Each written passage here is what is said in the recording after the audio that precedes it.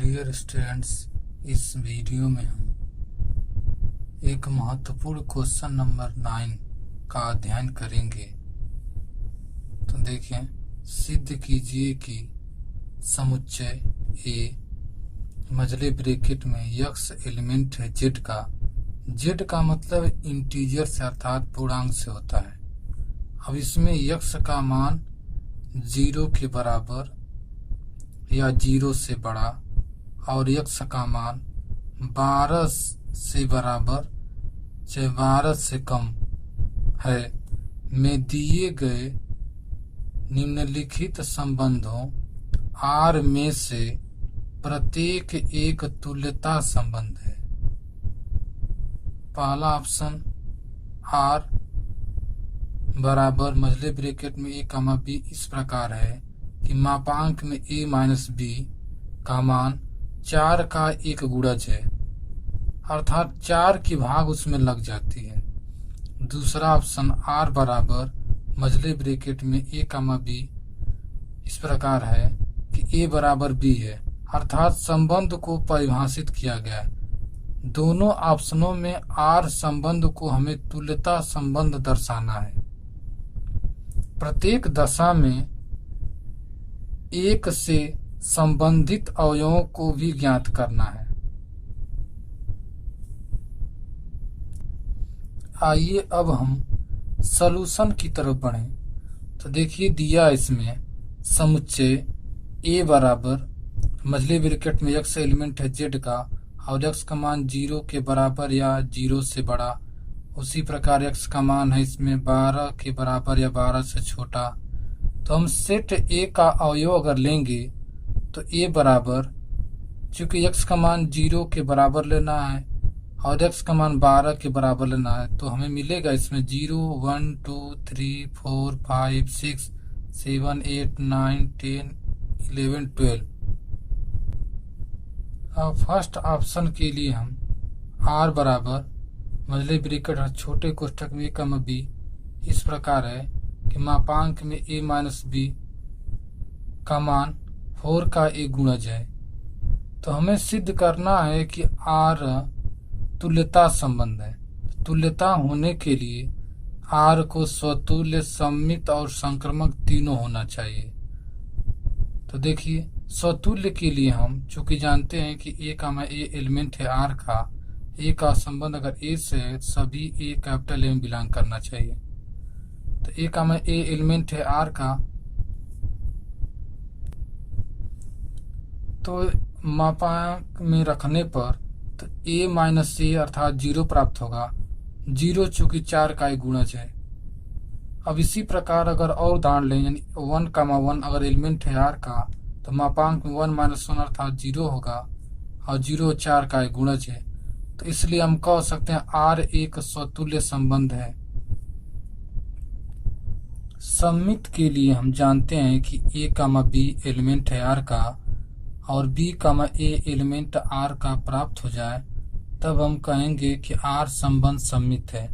तो इसलिए ए comma b element है आर का, तो मापांक में ए माइनस बी चूंकि 4 का एक गुणज है।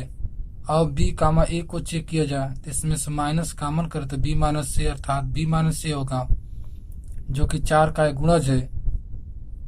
तो आइए एक एग्जाम्पल लें। 4, 8 अगर लिया जाए एलिमेंट है आर का, तो 4 - 8 अर्थात -4 अर्थात 4 प्राप्त होगा।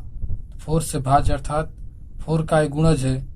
उसी प्रकार अगर 8, 4 लिया जाए तो 8 - 4 अर्थात 4 होगा, जो भी 4 से भाज्य यानी 4 का गुणज है। इस प्रकार हम कह सकते हैं इसमें कि आर एक सममित संबंध है। संक्रमक के लिए चूंकि हम जानते हैं कामा बी एलिमेंट है आर का और बी कामा सी एलिमेंट है आर का, और इन दोनों समय ए कामा सी अगर आर का एलिमेंट प्राप्त हो जाए, तब हम कहेंगे आर इसमें संक्रमक संबंध है। तो आइए चेक करें। तो ए कामा बी एलिमेंट है आर का, तो मापांक में ए माइनस बी चूंकि आर का एक गुणज है, चाहे 4 से भाज्य है इसमें। उसी प्रकार बी कामा सी अगर एलिमेंट है आर का, तो बी माइनस सी का मापांक निकालेंगे तो भी 4 का एक गुणज है। अब इन दोनों को पूर्णांकों को जोड़ेंगे हम, तो A minus B plus B minus C, तो हमें प्राप्त होगा ए माइनस सी, जो कि एलिमेंट है आर का, और यह 4 का एक क्या है, गुणज है, इसलिए हम कहेंगे आर इसमें संक्रमक संबंध है। चूंकि हमने देखा कि आर स्वतुल्य, सममित और संक्रमक है, इसलिए आर एक तुल्यता संबंध है।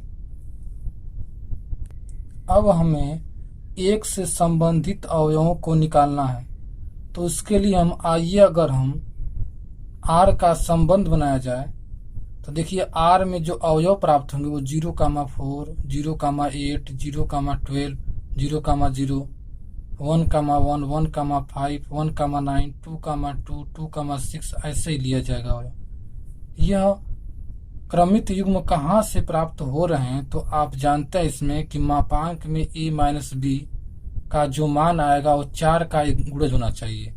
चूंकि देखिए 0 और 4 को लिया जाएगा तो यह 4 का गुणज प्राप्त होगा मापांक में। उसी प्रकार 0 और 8 को लिया जाएगा तो 0 में से 8 घटाएंगे तो 8 आएगा, 8 4 का गुणज है। उसी प्रकार मान लीजिएगा 2 और 10 को लिया जाएगा तो इन दोनों का अंतर जो 8 आएगा, जो कि 4 का गुणज है। उसी प्रकार अगर 3 माइनस 3 लिया जाएगा तो 0 प्राप्त होगा, जो कि 4 का गुणज है। उसी प्रकार 3,7 अगर लिया जाएगा तो इसमें भी 4 प्राप्त होगा, जो कि 4 का गुणज है। तो ऐसे ही हमें देखना है, क्योंकि हमारे सवाल में ये देखना है कि एक से संबंधित अवयव कौन कौन है। तो एक से संबंधित अवयव जो होंगे देखिए 1,1, 1,5 और 1,9 प्राप्त होगा, क्योंकि जब इन दोनों का अंतर निकलेगा इन दोनों अवयवों का तो 0 प्राप्त होगा। इसमें 1 और 5 का अंतर निकलेगा तो 4 प्राप्त होगा, इसमें 1 और 9 का निकलेगा तो 8 प्राप्त होगा। अर्थात हमें 1 से संबंधित अवयवों को निकालना है, तो 1 से संबंधित जो अवयव होंगे 1, 5, 9, तो 1 से 1 जुड़ा है, 1 से 5 और 1 से 9 है। इसे मान ले सेट अगर बी है तो पहले ऑप्शन का सलूशन हो जाएगा इसमें कि जो सेट बी है उसमें 1, 5, 9 यानी 1 से संबंधित अवयव 1, 5, 9 है। अब आइए हम दूसरे ऑप्शन की तरफ बढ़े। दूसरे ऑप्शन में संबंध दिया गया है a, b इस प्रकार है कि a बराबर b। तो देखिए स्वतुल्य के लिए हम जानते हैं a का संबंध अगर a से हो तो a, बिलोंग करे r में, तो a जो स्मॉल a जो कैपिटल A का एलिमेंट हो तो a बराबर a इसलिए लिया जा रहा है कि a स्वतुल्य में हम a से तुलना कर स्वयं का स्वयं तुलना कराते हैं, क्योंकि जानते हैं a बराबर a यानी यह सत्य है जो कि एलिमेंट है आर का, तो इस प्रकार आर इसमें स्वतुल्य है। सममित के लिए चूंकि हम जानते हैं कि a, b एलिमेंट है आर का और इससे प्राप्त हो जाए b, a एलिमेंट आर का और सभी a और b एलिमेंट हो आर के, तब हम कहेंगे आर इसमें सममित संबंध है। चूंकि a, b एलिमेंट है आर का, तो संबंध में अगर रखा जाए तो हमें a बराबर b प्राप्त होगा, और इसे हम b बराबर a भी लिख सकते हैं। अब इसलिए b, a एलिमेंट r का प्राप्त हो जा रहा है और एक आर इसमें सममित संबंध है। संक्रमक के लिए हम जानते हैं कि a, b एलिमेंट है r का और b, c एलिमेंट है r का, और इन दोनों से हमें a, c एलिमेंट r का प्राप्त हो जाएगा, तो हम कहेंगे r संबंध संक्रमक है। तो देखिए a, b एलिमेंट है r का, तो इससे क्या मिलेगा हमें कि a बराबर b संबंध में रखने पर समीकरण 1। उसी प्रकार b, c एलिमेंट है r का, तो इससे प्राप्त होगा कि b बराबर c है। अब समीकरण 1 व 2 से a बराबर c प्राप्त हो जाएगा, क्योंकि a का मान b के बराबर है और b का मान c के बराबर, इस प्रकार a बराबर c होगा। इससे क्या मिला कि a, c एलिमेंट है r का, इसलिए r अब संक्रमक संबंध है। चूंकि देखिए हमें r को एक तुल्यता संबंध दर्शाना था, तो इसलिए r को स्वतुल्य, सममित और संक्रमक होगा, तभी r एक तुल्यता संबंध है। तो इसमें r एक तुल्यता संबंध है।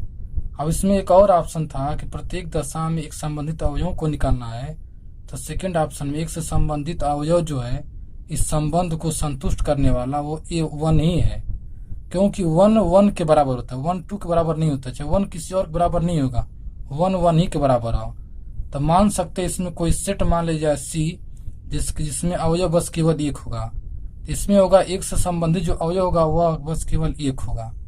Thanks for watching my video.